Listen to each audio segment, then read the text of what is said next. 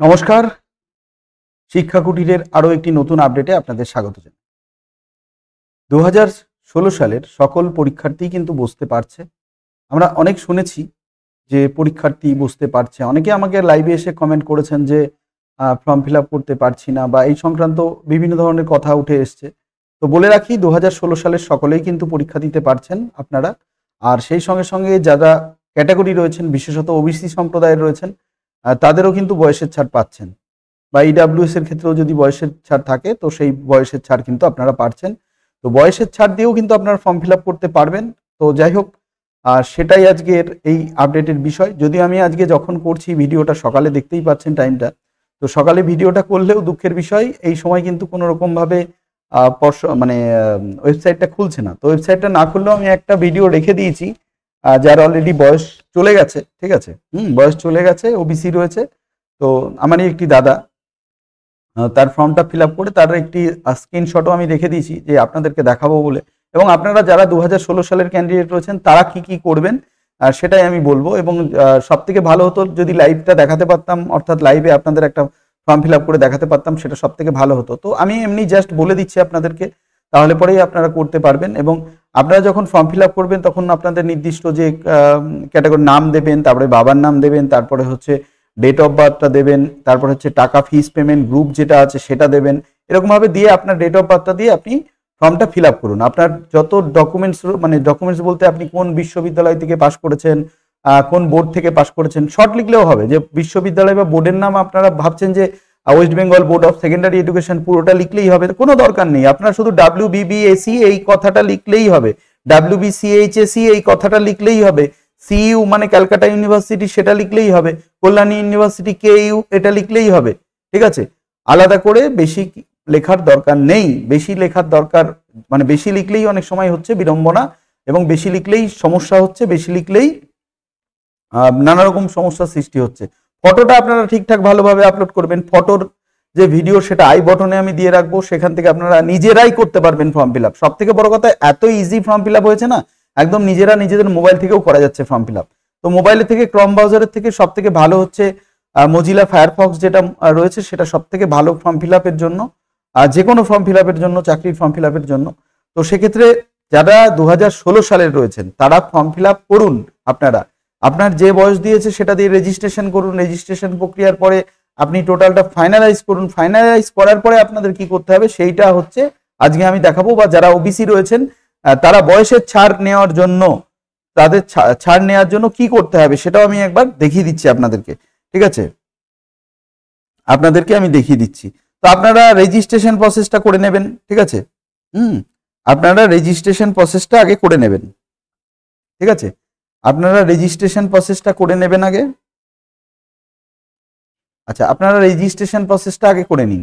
Registration করার পরে আপনারা আপনাদের যে আইডি রয়েছে সমস্ত কিছু দেওয়ার পরে, অর্থাৎ আপনারা যে প্রোফাইল রয়েছে না, ওই প্রোফাইলে ফটো আপলোড করবেন। এবং ফটো আপলোড করার পরেই আপনাদের পরবর্তী যে স্টেপ আছে সেটা চলে আসবে। মোবাইল নাম্বার, তারপরে ইমেল আইডি ভেরিফিকেশন করে নিন। লাস্টে যখন অ্যাপ্লিকেশন আসবে, যে অ্যাপ্লিকেশনটা কি, অ্যাপ্লিকেশন ডিটেলস, সেখানে দেখুন, সেখানে আপনাদের যেটা করতে হবে, যে দেখুন আমি যেমন এখানে যে দাদাটির করেছিলাম তার অলরেডি ওবিসি রয়েছে, তার বয়স চলে গেছে, তো তার ফর্ম ফিল আপটা আমি করে দিয়েছি এইভাবে। দেখুন যে সে 11-12 পরীক্ষা দিতে চাই, পরীক্ষা দিল, ঠিক আছে।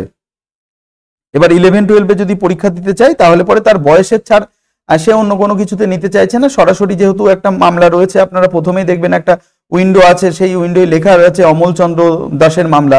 তো সেই মামলার সাপেক্ষে কিন্তু এই ফর্মটা ফিল আপ হচ্ছে।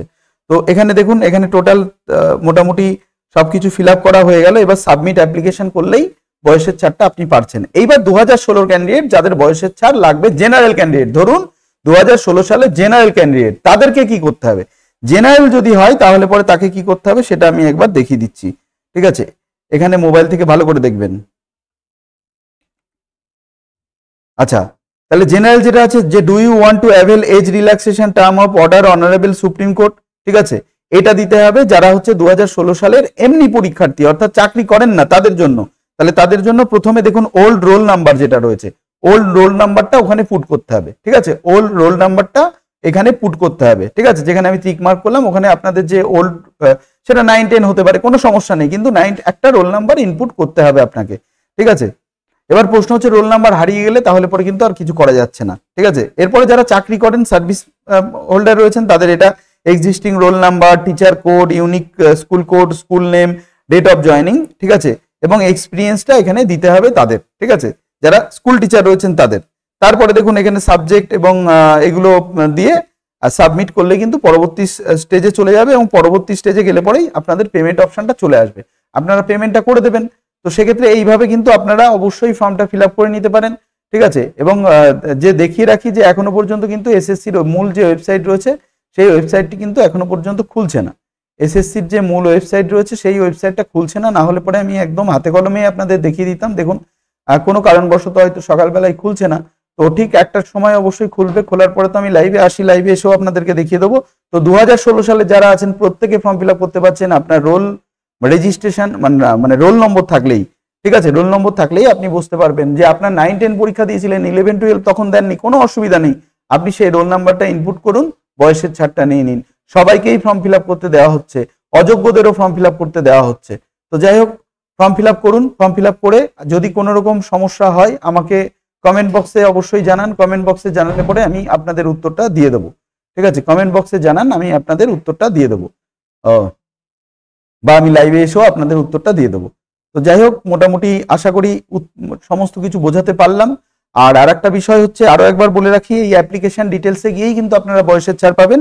যারা, আরো একবার দেখিয়ে দিচ্ছি, যারা 2016 সালের বয়সের ছাড় নিতে চান তারা এই প্রথম do you want to avail of age relaxation in term of order of honourable Supreme Court civil appeal number 4800 of 2024 dated 3rd April 2025, এইটাতে আপনাদের ছাড় নিতে হবে। আর যারা ওবিসি ছাড় নিতে চাইছেন তাদের জন্য কোনো কিছু করার দরকার নেই, তারা সরাসরি ফর্ম ফিল আপ করে পেমেন্টটা করে দিন। ওবিসি মামলা যখন মিটবে তখন কিন্তু আপনাদের এটা গ্র্যান্ট হয়ে যাবে, কোনো সমস্যা থাকছে না। যারা বয়সের ছাড় নিতে চাইছেন, ঠিক আছে, যারা বয়সের ছাড় নিতে চাইছেন তাদের জন্য বললাম এটা, ঠিক আছে। তো যাই হোক, দেখতে থাকুন, পাশে থাকুন শিক্ষা কুটিরে। ধন্যবাদ। এবং ভিডিওটা যদি ভালো লাগে, বিশেষ করে 2016 সালের যে সমস্ত ক্যান্ডিডেট এখনো পর্যন্ত ফর্ম ফিল আপ করেনি তাদের মধ্যে একটু ছড়িয়ে দেবেন। ভালো থাকুন, দেখতে থাকুন শিক্ষা কুটির।